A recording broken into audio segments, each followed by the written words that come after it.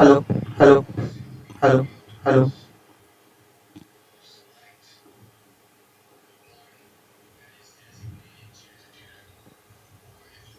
Hello hello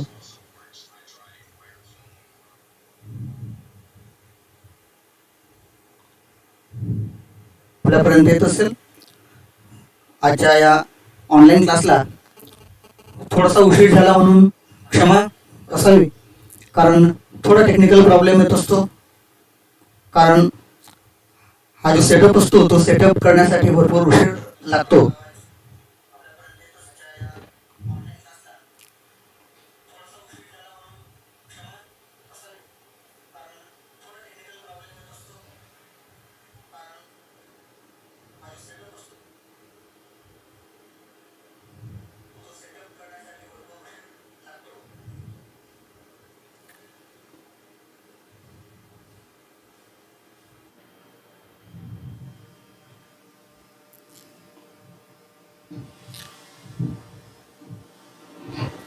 नमस्कार मित्रांनो, थोडासा तांत्रिक अडचणींमुळे आपल्याला थोडा उशीर झालेला आहे.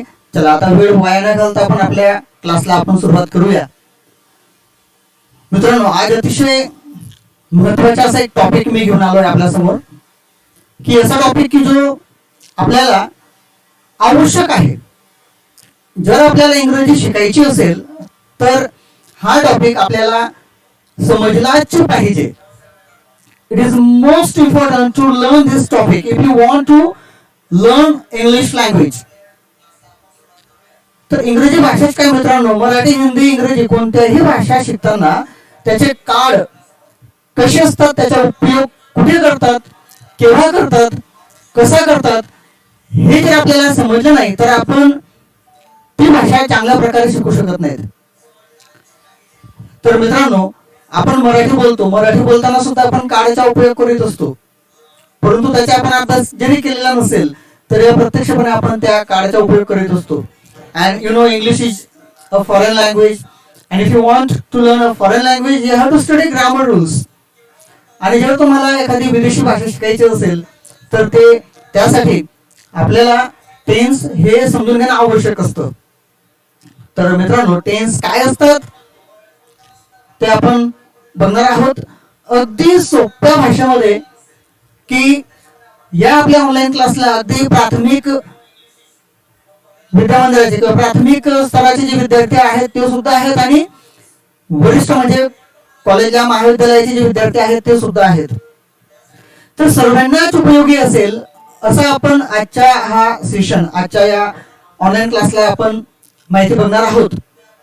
तर मित्रांनो, आपल्याला माहिती आहे की टेन्स हा अतिशय महत्वाचा जरी टॉपिक असला तरी त्याचं ज्ञान असणं आपल्याला आवश्यक आहे. कारण काळ हा इंग्रजी व्याकरण आणि भाषा यांचा आत्मा आहे.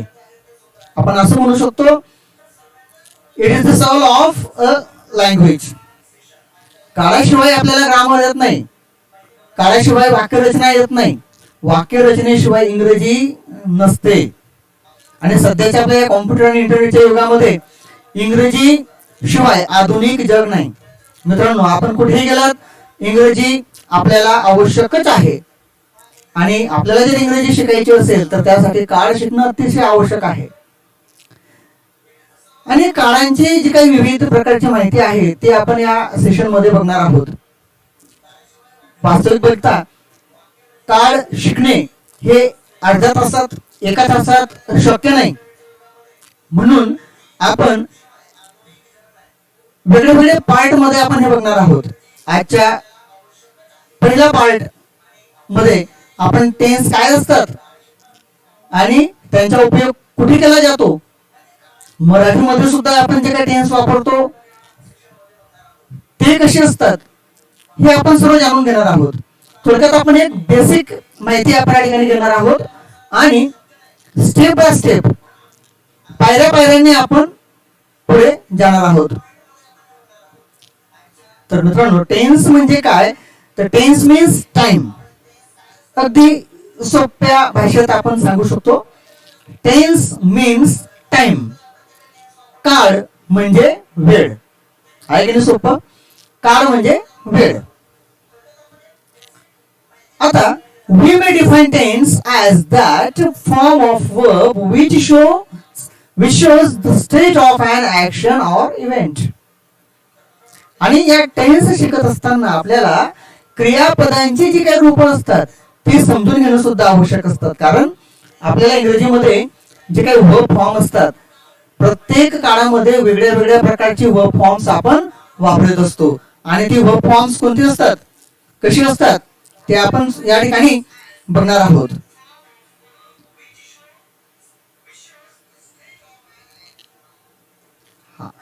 तर मित्रांनो,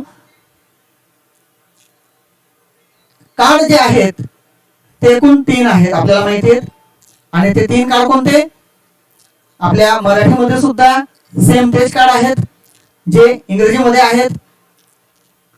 वर्तमान काळ, भूतकाळ आणि भविष्य काळ, म्हणजेच present tense, past tense and future tense. पण याआधी आपण थोडस पूर्वज्ञान आपण बघणार आहोत. टेन्स शिकण्याआधी पूर्वज्ञान आपण बघूया. आता आपण जे काही टॉपिक शिकणार आहोत त्यामध्ये वारंवार येणारे शब्द कोणते असतील तर ते म्हणजे सब्जेक्ट, वर्ब, ऑब्जेक्ट. हे शब्द आपल्याला वारंवार येतील. मराठी ग्रामर मध्ये सुद्धा हे शब्द आपण वापरतो, कर्ता, क्रियापद, कर्म. आता सुरुवातीला हे आपण समजून घेऊया की आपल्याला जे पुन्हा पुन्हा जे शब्द वापरले जातील, पुन्हा पुन्हा आपल्या कानावर येतील, त्या शब्दांचा अर्थ काय ते आपण सुरुवातीला जाणून घेऊया. तर सब्जेक्ट म्हणजे काय मित्रांनो, क्रिया करणारा. सब्जेक्ट म्हणजे क्रिया करणारा. वर्ब म्हणजे काय, असा शब्द की जो हालचाल दाखवतो, क्रिया दाखवतो, स्थिती दाखवतो. ऑब्जेक्ट म्हणजे काय, असा शब्द की ज्याच्यावर क्रिया झाली तो शब्द. अगदी सोपा आहे मित्रांनो. बघा, सब्जेक्ट, वर्ब, ऑब्जेक्ट या 3 गोष्टी आपल्याला वाक्यरचना करताना आवश्यक असतात.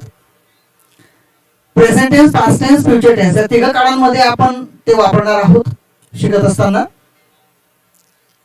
एक वाक्य आपण बघूया, राम इट्स अ मँगो. आता या वाक्यामध्ये आपण बघतो राम इट्स अ मँगो हे एक सेंटेन्स आहे. या सेंटेन्स मध्ये राम हा क्रिया करणारा आहे, म्हणजे राम हा आंबा खाण्याची क्रिया करतो. म्हणजे आता आपण बघतो क्रिया करणारा कोण, तर राम. जो क्रिया करतो तो असतो सब्जेक्ट. म्हणजे या वाक्यामध्ये सब्जेक्ट कोणता बरं, राम. लक्षात आलं असेल तुमच्या, वाक्यामध्ये जो क्रिया करणारा असतो तो असतो subject. For example, India wins the match या वाक्यामध्ये सब्जेक्ट कोणता, मॅच कोणी जिंकले, जिंकणारा कोण, इंडिया. राम इट्स मँगो या वाक्यामध्ये राम हा सब्जेक्ट आहे. राम इट्स अ मँगो या वाक्यामध्ये क्रिया दाखवणारा शब्द कोणता, राम हा क्रिया करणारा आहे. इट म्हणजे खाणे, खाण्याची क्रिया. खाण्याची क्रिया दाखवणारा शब्द म्हणजे इट्स. इट हा खाण्याची क्रिया दाखवतो म्हणून तो आहे क्रियापद, म्हणजे तो आहे वर्ब.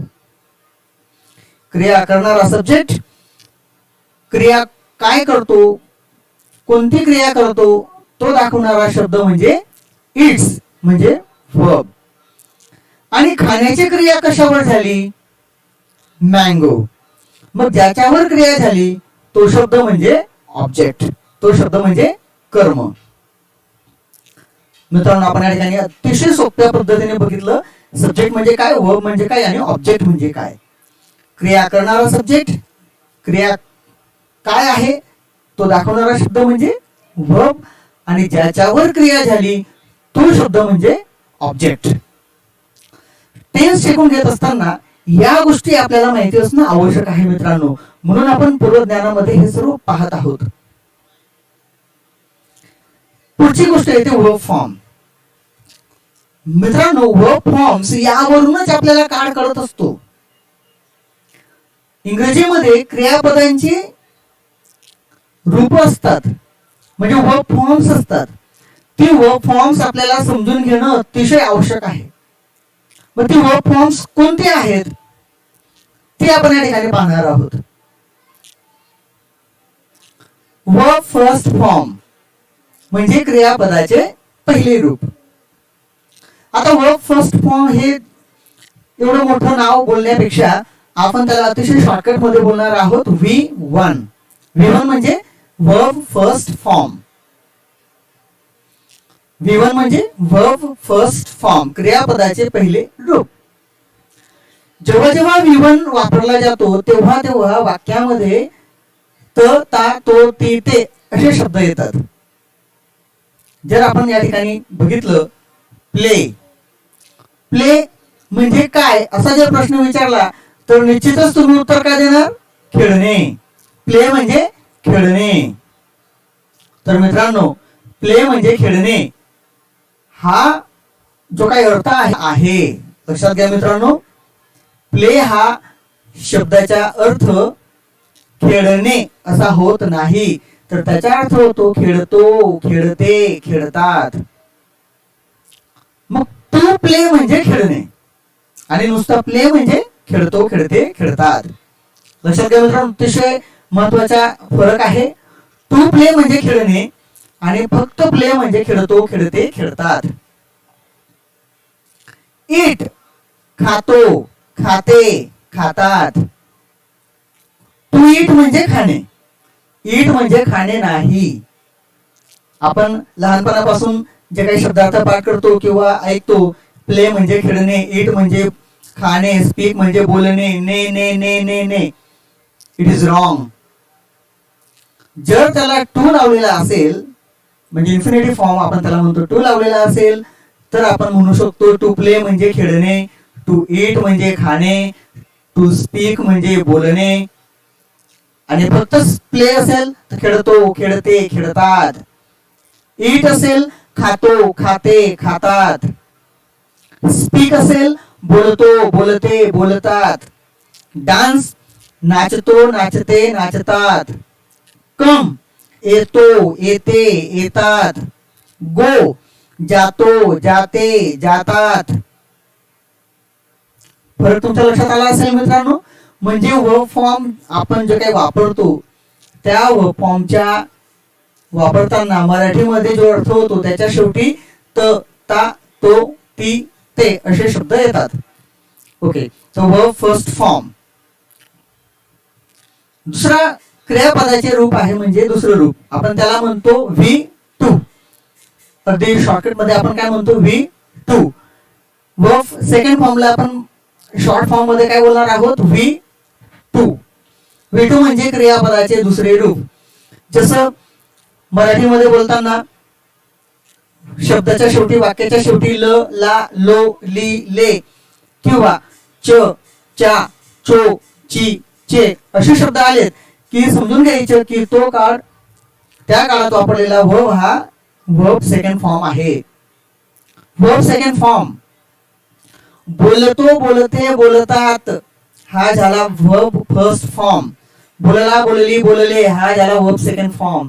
या ठिकाणी पहा आपण प्ले या शब्दाला म्हणजे वर्बला ईडी लावलेला आहे. ईडी लावून आपण क्रियापदाचे दुसरे आणि तिसरे रूप बनवू शकतो. मग या ठिकाणी काय अर्थ होईल ईडी लावल्यावर? खेळला, खेळली, खेळले किंवा खेळायच्या, खेळायची, खेळायचे. ईटच्या सेकंड फॉर्म भूतकाळी रूप V2 रूप. खाल्ला, खाल्ली, खाल्ले, खायच्या, खायची, खायचे. स्पोक बोलला, बोलली, बोलले, बोलायच्या, बोलायची, बोलायचे. आणि आपण आता बघूया क्रियापदाचे तिसरे रूप. V1 मध्ये तथा तोती ते, V2 लला, लोलीले आणि V3 लेला, लेली, लेले. मग या ठिकाणी प्लेड हा V3 आहे. खेळलेला, खेळलेली, खेळलेले. इटन खाल्लेला, खाल्लेली, खाल्लेले. स्पोकन बोललेला, बोललेली, बोललेले. आता आपण बघूया वर्ब क्रियापदाचे चौथे रूप की ज्याला लावलेला असतो ING. आपल्या इंडियन स्पीकर्स यांचा आवडता फॉर्म म्हणजे ING. गोइंग, कमिंग, खाईंग, पेईंग, झोपिंग या पद्धतीने. तर मित्रांनो, आपला आवडता जो फॉर्म आहे तो म्हणजे आयएनजी प्रत्यय असलेला. तर जेव्हा जेव्हा आपण मराठीमध्ये क्रियापदाला त लावलेला असतो तेव्हा तेव्हा इंग्रजीमध्ये त्याला आयएनजी लावलेला असतो. मध्ये बघा, उदाहरणार्थ बोलत स्पीकिंग, खेळत प्लेइंग, प्लेइंग याला बघा आपण आयएनजी लावलं आणि मराठीमध्ये आला त, शेवटी फक्त त येतो. हा त म्हणजे इंग्रजीचा आयएनजी. इट खातो खाते खातात आणि इटिंग म्हणजे खात. स्पीक म्हणजे बोलतो बोलते बोलतात आणि स्पीकिंग म्हणजे बोलत. डान्स नाचतो नाचते नाचतात, डान्सिंग नाचत. कमिंग येत, गोईंग जात. म्हणजे शेवटी त जर असेल मराठीमध्ये तर इंग्रजीमध्ये त्याला आयएनजी असतो. अगदी सोपी टेक्निक आहे मित्रांनो बघा. टीचिंग शिकवत, लर्निंग शिकत, स्पीकिंग बोलत, लिसनिंग ऐकत, सिंगिंग गात. शेवटी त आला मराठीला तर इंग्रजीला आयएनजी येतो. तर मित्रांनो, आपण हे पूर्वज्ञान जे होतं ते बघितलं. त्या पूर्वज्ञानामध्ये आपण काय बघितलं मित्रांनो बघा, सब्जेक्ट वर्ब आणि ऑब्जेक्ट काय असतो ते. क्रिया करणारा असतो सब्जेक्ट, जी क्रिया दाखवतो तो शब्द असतो वर्ब, आणि ज्याच्यावर क्रिया झाली तो असतो ऑब्जेक्ट. दुसरं आपण बघितलं क्रियापदाची 4 रूप की जे आपल्याला नेहमी वापरावे लागतील. विवन, विवन म्हणजे तथा तो तिथे. विटू लला लोलिले. आता पुन्हा आपण या ठिकाणी बघूया मित्रांनो की जर आपल्याला क्रियापदाची 4 रूप कशी ओळखायचे ते सांगतो. प्ले खेळतो खेळते खेळतात, प्लेड खेळला खेळली खेळले, प्लेड खेळलेला खेळलेली खेळलेले, प्लेइंग खेळत. ओके, आपण दुसरा वर्ब बघूया. राईट लिहितो लिहिते लिहितात.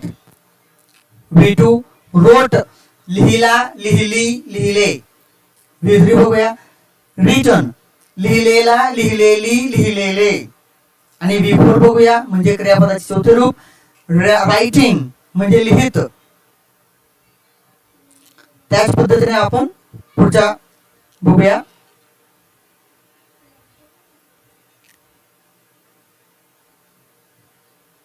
डू म्हणजे करतो करते करतात. डीड केला केली केले. डन केलेला केलेली केलेले. डुईंग म्हणजे करत. वॉच पाहतो पाहते पाहतात. वॉच्ड पाहिला पाहिली पाहिले. वॉच्ड पाहिलेला पाहिलेली पाहिलेले. आणि वॉचिंग म्हणजे पाहत. I hope you understood the 4 forms of the verb in Marathi. Okay, so let's go ahead. तर मित्रांनो, आपण शिकत आहोत टेन्स. आणि या टेन्सचे जर आपण बघितले तर एकूण 3 प्रकार पडतात. मराठी, हिंदी आणि इंग्लिश तिघांमध्ये हे 3 प्रकार पडतात. आणि ते आपण बघूया सिंपल भाषेमध्ये. पहिला आहे प्रेझेंट टेन्स. प्रेझेंट टेन्स म्हणजे काय मित्रांनो? प्रेझेंट टेन्स हा काय असतो की ज्या काळामध्ये क्रिया घडत असते असा काळ म्हणजे वर्तमान काळ. मीन्स आपला तर लाईव्ह क्लास सुरू आहे, ही क्रिया सुरू आहे, आत्ताच्या क्षणाला हा क्षण म्हणजे वर्तमान काळ आहे. The tense in which action of the verb occurs is called as present tense. ज्या काळामध्ये क्रिया सुरू आहे, क्रिया घडत आहे, तो काळ म्हणजे वर्तमान काळ. आत्ताचा काळ ही स्थिती म्हणजे वर्तमान काळाची स्थिती. दुसरा प्रकार आहे पास्ट टेन्स. भूतकाळ. भूतकाळ means past tense. Past tense म्हणजे भूतकाळ. काय असतो? जी क्रिया घडली, घडून गेली, म्हणजे कालचा दिवस हा काय आला? भूतकाळ. The tense in which action of the verb occurred is called as past tense. ज्या काळात क्रिया घडून गेलेली असते अशा काळात आपण भूतकाळ म्हणतो. भूतकाळाचे प्रकार काय आहेत ते आपण बघणारच आहोत, पण अगदी बरोबर पाहता आपण हे अर्थ जाणून घेतोय. प्रेझेंट टेन्स आताचा काळ, पास्ट टेन्स जे घडून गेला तो काळ, आणि फ्युचर टेन्स ज्याची आपल्याला प्रत्येकाला चिंता असते, प्रत्येकाला काळजी असते, तो काळ म्हणजे भविष्यकाळ. भविष्यकाळ म्हणजे ज्या काळात क्रिया घडणार आहे असा काळ. भविष्यात एखादी क्रिया घडणार आहे असा काळ म्हणजे भविष्यकाळ. तर मित्रांनो, टेन्स अगदी सोप्या भाषेत आपण बघितले, present tense, past tense, future tense. आता जर आपण बघितलं तर या तिघ काळांचे चार चार प्रकार पडतात. एकूण मुख्य काळ आहेत 3 आणि या तिघ काळांचे जर आपण बघितले तर प्रत्येकाचे 4 प्रकार पडतात. आणि ते 4 प्रकार कोणते, कसे, ते आपण बघूया. प्रत्येक काळाचे 4 प्रकार पडतात. For example, simple tense, simple present tense, simple past tense,